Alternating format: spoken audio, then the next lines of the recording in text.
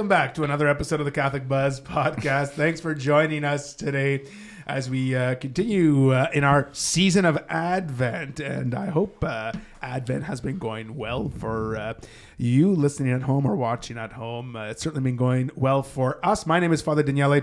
I'm joined on this Advent journey by Josh Sullivan. Hello.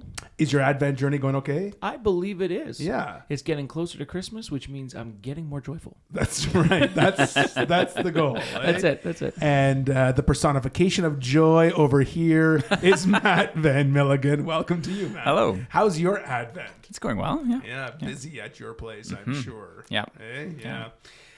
Okay, so we are on this Advent journey. We're talking about a tradition I don't think a lot of people know about. I didn't actually know about this until I started doing music, and it was Right. brought to my attention about this specific topic, which is the O Antiphon. Like O Antiphons. Singing O come Emmanuel, come Divine Messiah, all Yeah. those O songs, and singing them before the proper time in Advent. There's an actual proper time. That's right. I didn't realize this until someone brought it to my attention, and so I have been trying to follow it now.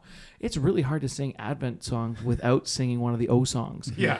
So what an antiphon is, I mean, for you who are musically inclined. Yeah, there's antiphons specifically during the Mass. And so Yeah. the very first order of business in a Mass, music-wise, is actually to sing the antiphons. There's actually specific chants for that. And so it actually suggests in the music, and I think we've talked about this when we did the Mass one, a podcast about a year back, that there's the opening antiphon and then the communion antiphon. Those are the Right. two that you have, right? And then there's also antiphons during your daily office.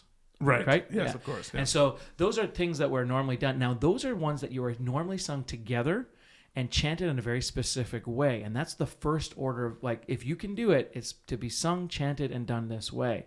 And then, like, 5 options down, it's, we'll find a nice song that that relates to all the Mass readings and the theme of the Mass and the music and everything else. So it's not actually until we get down to like option 5, or it might even be option 7, that we actually are supposed to sing something different than the antiphons themselves. Right. And so the antiphons have a very specific point. So when you're picking out music, you're reading the Mass, you're reading the antiphons, and you're trying to find something that's very similar. We don't really stick by this tradition as much anymore, but we picking out music on a weekly basis for Mass and stuff. I do try to, and so you read those and you read the ratings and you see what's going to correlate with the spot.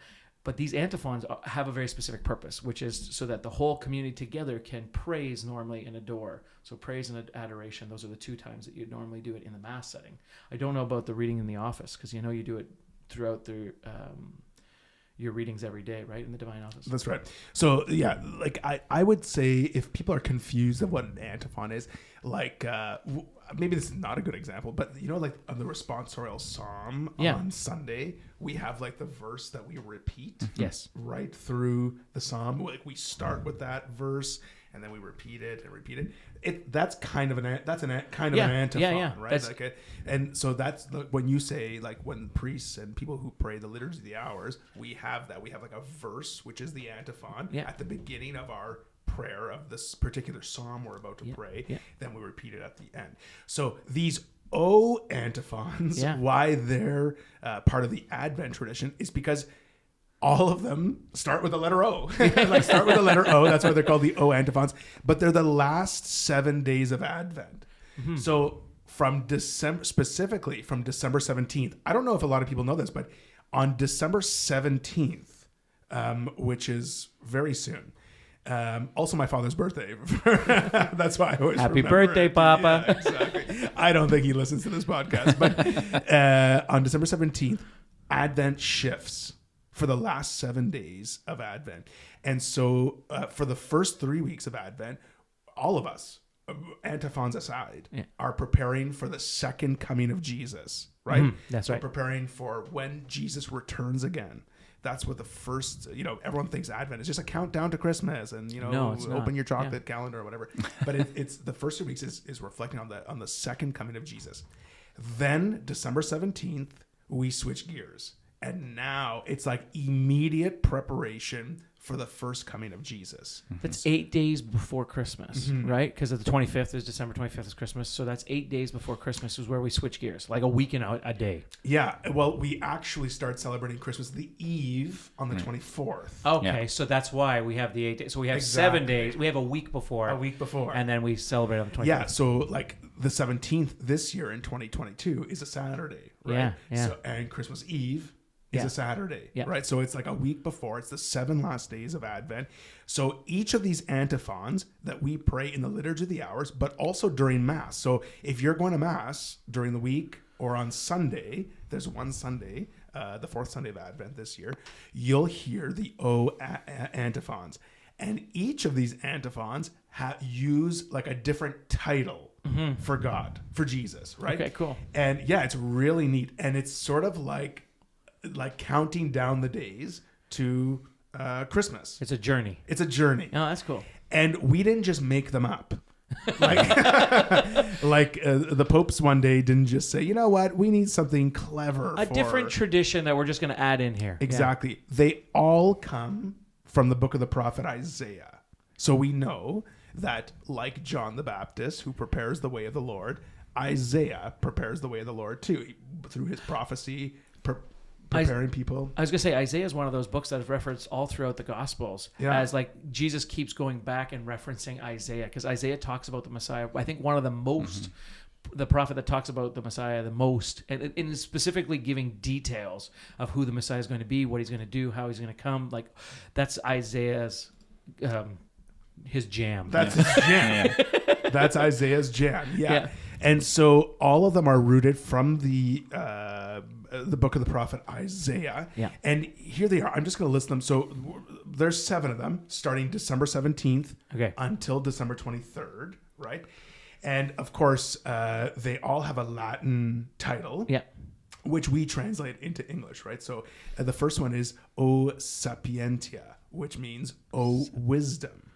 Right? Wisdom. So here's a title for the O Adonai, which if you know your Hebrew or your Old Testament language is O Lord, right? Yeah. O Radix Jesse, O Root of Jesse, right? Okay. O Clavis David, O Key of David, O Oriens, O Dawn of the East, right?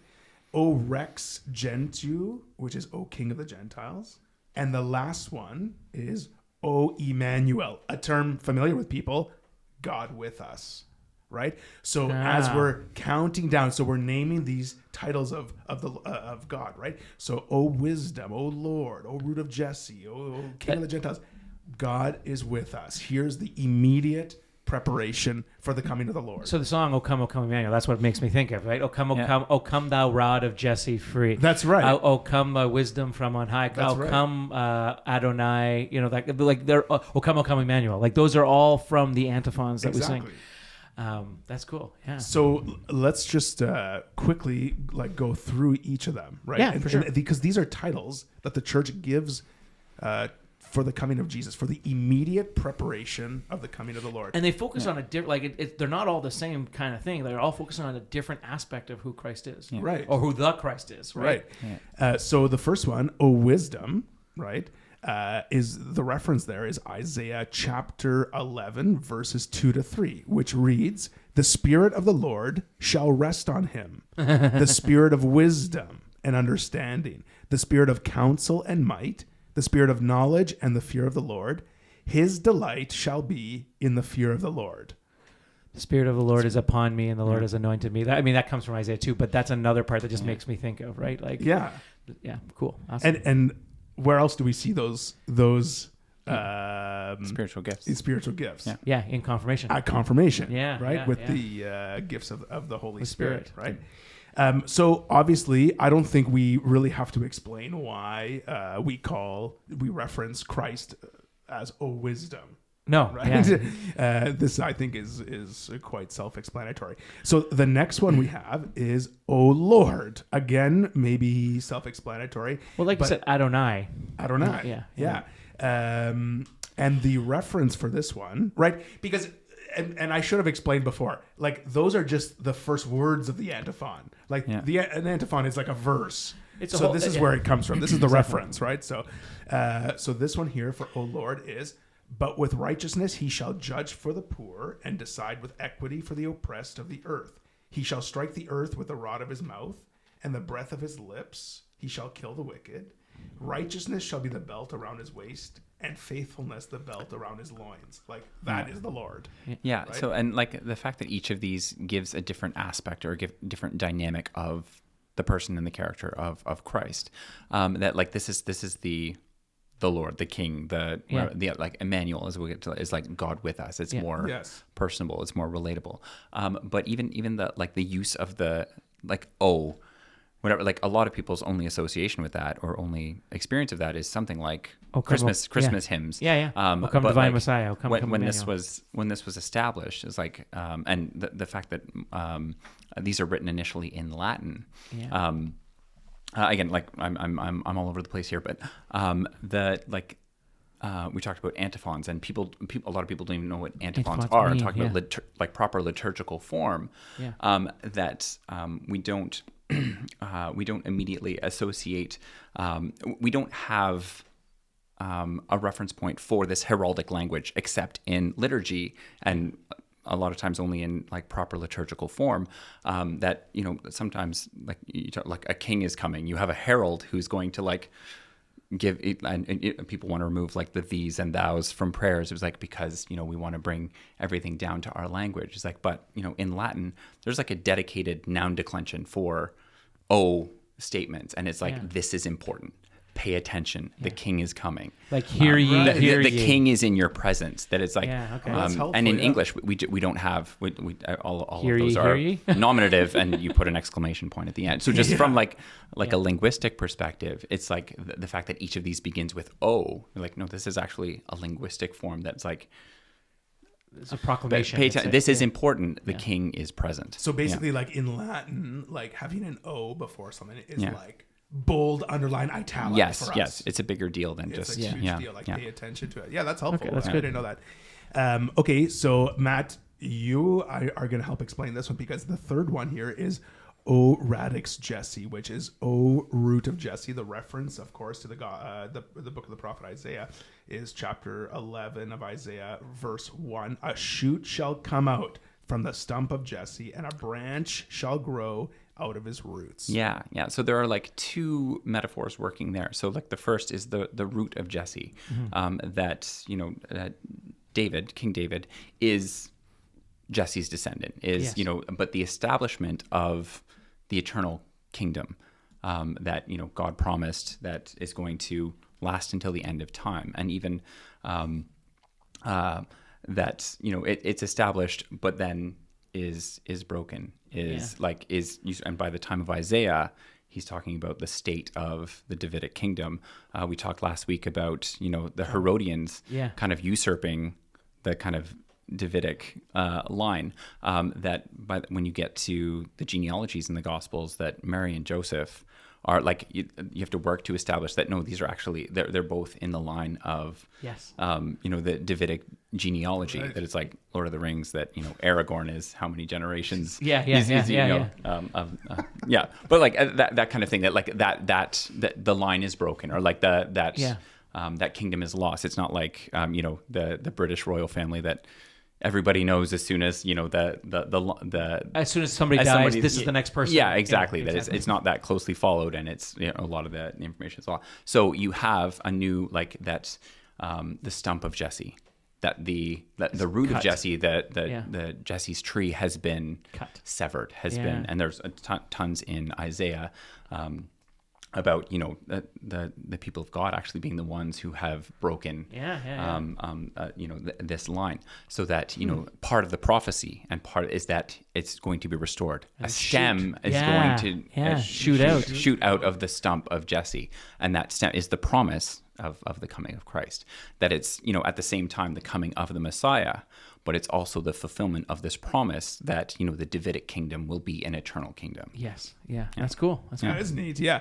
Okay, so the next one is a key of David, right? O key of David. I think that's following in a similar line. Exactly. And the verse that it references is chapter 9, verse 6 of Isaiah. For a child has been born for us, a son given to us, authority rests upon his shoulders, and he is named Wonderful Counselor, Mighty God, Everlasting Father, Prince of Peace. Oh, I love that. It talks about for the throne of David and his kingdom, he will establish and uphold it with justice and righteousness, right? This is the reading we hear on Christmas. Yeah. Right? Wonderful Counselor, Mighty God, Everlasting Father, Prince of Peace. Anything else to add about that? No, I think that's pretty self-explanatory.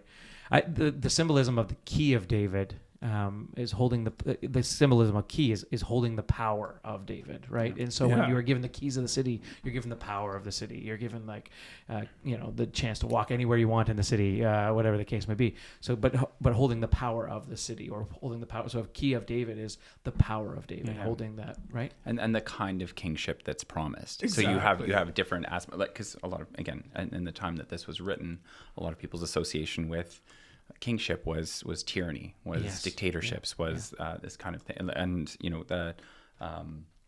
the reading from Isaiah a couple weeks ago at Mass was talking about your God will come with vengeance and divine retribution, which at the time people were reading okay, this is what this is the Babylonians, this is the Assyrians, these are kind of the exiled rulers, but the verse right after is your God will come to save you.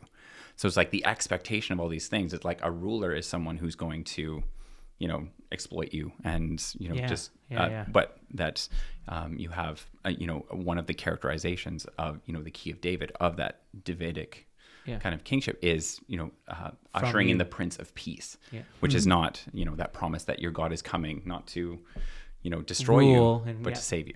Yeah. Okay, so along the same lines, O Dawn of the East is for December 21st, and the reference for that in Isaiah is verse 2, also what we hear on Christmas. The people who have walked in darkness have seen a great light. Those who lived in a land of deep darkness, on them light has shined. I mean, this one's pretty self-explanatory.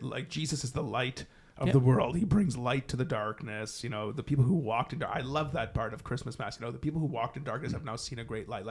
This darkness that people have walked, not knowing when the Messiah is coming, trying to trust in God. You see the challenges of the people in the Old Testament, and now the people who have walked in that darkness, in that cloud almost, have seen this great light, right?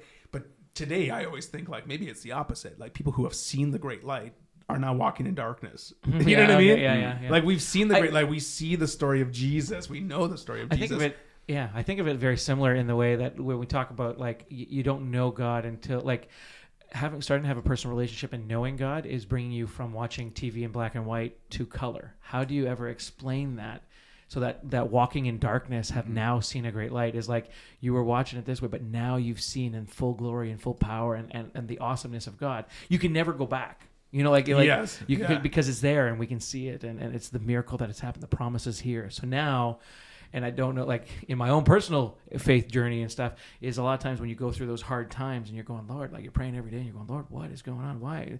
But after years later, sometimes 2, 3, 4 years later, if you've been faithful and been praying through it, you see the blessings and glory in God and how faithful God was to you and how he protected you, blessed you through whatever situations it was. He did that with his people, And so now you've seen, you were in darkness, but now you've seen the great light, meaning now you can see why God did what he did. You know what I mean?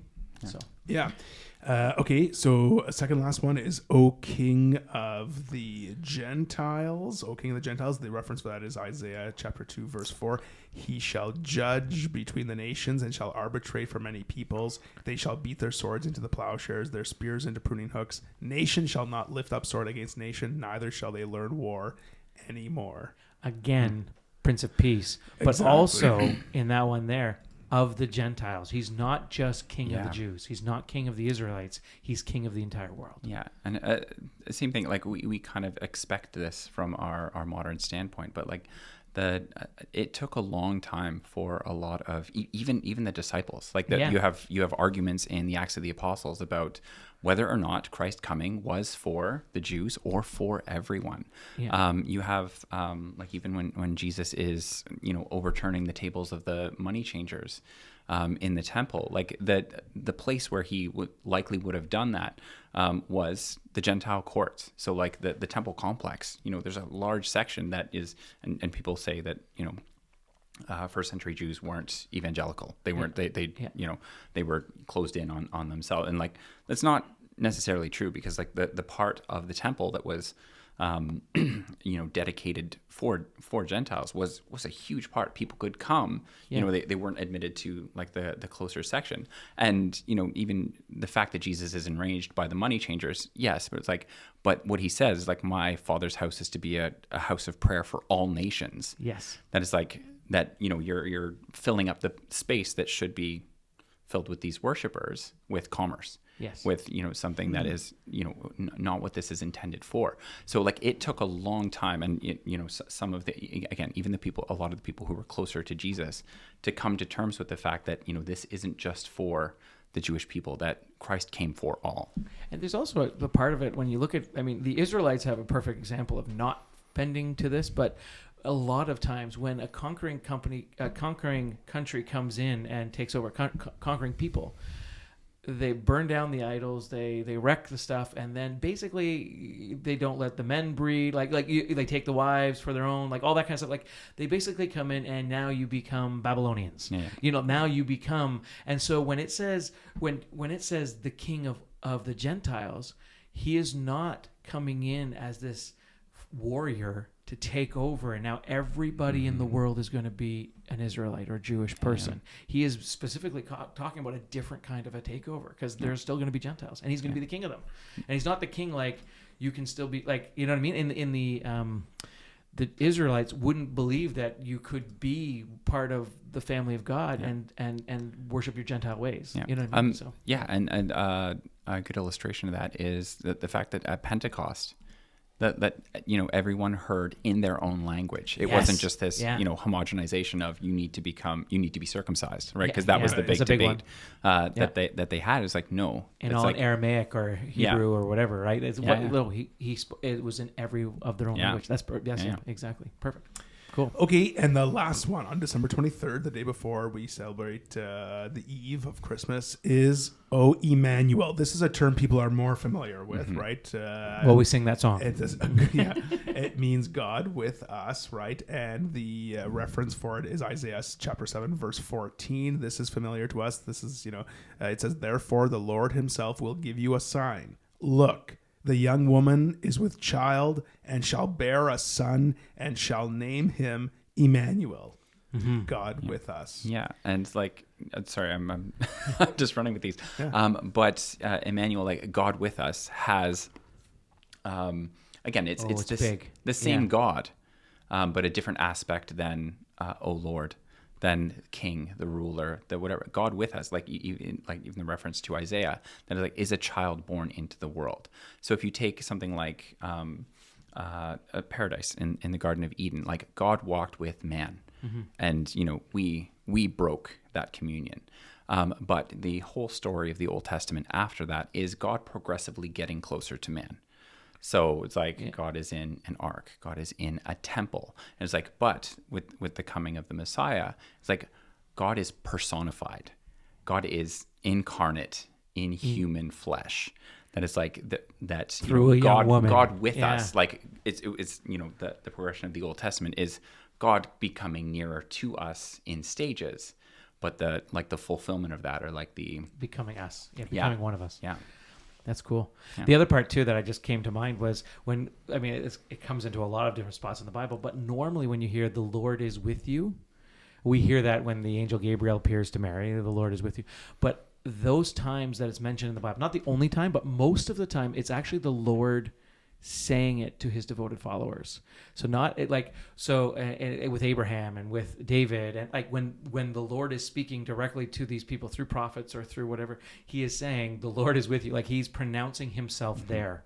You know what I mean? And that's kind of, so in this same kind of thing, when we're saying, "Oh, come Emmanuel," and the Lord is present, it brings away that it's not just someone saying, "Hey, Father Daniele, I can tell the Spirit's with you." You know what I mean? It's like from the pronouncement of like the Lord is saying, "The Lord is with you." That's why Mary would have been not scared by the angel Gabriel necessarily, but by the message, "The Lord is with you," because it normally comes with, "Hey, God's got a mission for you." That's kind of like how God would announce the Lord is with you. Yeah. And so now you got to do some stuff, and so that was kind of like Mary was more taken back from the message, "The Lord is with you." And that's actually another part of that that's what part of Isaiah references as well, is the angel Gabriel appearing to Mary and saying, "The Lord is with you." Because right now, at that time, when Gabriel came, Mary conceived. Right? The Holy Spirit came down upon Mary and Mary conceived, and Jesus was present on earth. He wasn't born, but he was still present in the moment of conception, right? So there's so much richness to these. Yeah. Like, imagine just little antiphons like this, and they give us so much preparation. Like if we're praying with them, if we're reading them each day from the 17th onward, like there's just so much rich reflection from them. I also want to mention, because it's Advent, we're getting close to Christmas, we're using these antiphons, that some of these titles might sound familiar because all of them, if I'm not mistaken, are verses in the song "O come, Emmanuel." Exactly. Right? Yeah, that pretty much all of them. I don't know. All of them are verses. Yeah, most of them. The song. Yeah, and if you go through, and there are anybody who sings that song knows that there are like 7 or 8 verses, and that's pretty much. Now, a lot of verses cut them off at 5 because no one's going to go past 5. But if you actually have the full song, I believe it is 7 verses or 8 verses. So that's crazy. And what is so? We talk about like using these O antiphons during this day, during this week, like of Advent, the last 7 days of Advent. What is that? What does that mean for like the general celebration? Like in talking about music, talking about our daily prayer, like all those sort of things. The focus, I love that the focus is on specifically that second coming, but also if you were to pray on this on an every single day type scenario, like the priests do and the sisters do with the liturgy of the hours, deacons do, bishops, etc. Every single day they're praying these, they're reflecting on these things as it builds the momentum up into Christmas. You know what I mean? Like how excited do you get if you reflect on every single one of these and try to put yourself in the position of the Israelites and the Jewish people, as we're doing it on a day-to-day basis for 7-8 days before Christmas, but they are doing this for hundreds of years. Yeah. Like build that anticipation. When you get to Christmas, like you're going to be shouting, O come, Emmanuel. Right. And how, like when the angels and the sky opens up and everyone's like, and the angels are singing, it is that glorious. It is that momentum because it's, oh my gosh, this is so amazing. Yeah. This is thousands of years. I've learned about this my whole entire life, but there's 1,000 years. It's happening tonight. Yeah. Like that's what this shepherds, that's what Mary and Joseph and like these people that know these scriptures inside and out, that's what they're feeling when this happens. It's amazing. It is amazing. And it's good to be reminded of that because we should also have that excitement in us. Get that in building. The final week of Advent. Like we've journeyed through Advent. We haven't been listening to these stories for thousands of years and passing them on, but we've journeyed through Advent. We're preparing ourselves for the coming of the Lord. Now we're like immediate countdown to Christmas. We should follow this and these like O antiphons, these 7 last days, and be just as excited. Well, that's why the candle is joy, because that joy, Exactly. Now is the time where we start to build up. Like now we can realize again. We talked about all of them, but like we're in the darkness coming to the light. We see it. We know what's coming. We know how God saves us. We know the story, so we know the ending. But let's build up slowly and then get there, and it's amazing. So if people want to use the O antiphons for their Advent journey for the last 7 days of Advent, you can find it obviously online, but you could also find it if you're following along with like a little missalette for daily Mass or Sunday Mass. You can find the antiphons there. There are daily readings online that you can kind of follow those as well, the antiphons. And churches should be playing that sort of O music too during this the final Sunday of Advent. Advent and the last week of Advent. It's amazing. I mean, the tradition has slowly been lost. So some people just start playing it the first Sunday of Advent. Yeah, but because it's hard to find Advent songs. Like, I mean, or who really wants to sing, like, we're getting ready for Christmas, but we're singing about second coming of Christ, you know, and now you're going to, we're enslaved, we're captured, the second coming of Christ. Like, it's not a lot of fun, right? But it does eventually, like, if you know the whole story, you work through Advent, it gets there. It's amazing. It is amazing, and there's a lot of there's a lot of fruitfulness that can come in our prayer if we follow along with these, right? And anytime we can encourage the reading of the book of Isaiah, is good, because Isaiah really gets me excited and prepared for the coming of the Lord. So happy final week of Advent to you both. Thank you. To everyone who's listening or watching the Catholic Buzz. Hopefully these final days of Advent can be a very prayerful time that really gets us focused on the coming of Jesus and the many blessings and graces that brings. So if you have any questions or comments about anything we've shared on this episode, you can send us an email at askus@thecatholicbuzz.com, or send us an email if you have a topic for another episode that we can do here on the Catholic Buzz. You can visit our website at thecatholicbuzz.com or leave a comment on our social media pages. And if you like this episode, you can share it with someone in your life so they can learn too about the O Antiphons. Okay, that's all the time we have here. We are out of time. Right? Yes. For Josh Sullivan and Matt Van Milligan, my name is Father Daniele. We'll see you next time on the Catholic Buzz.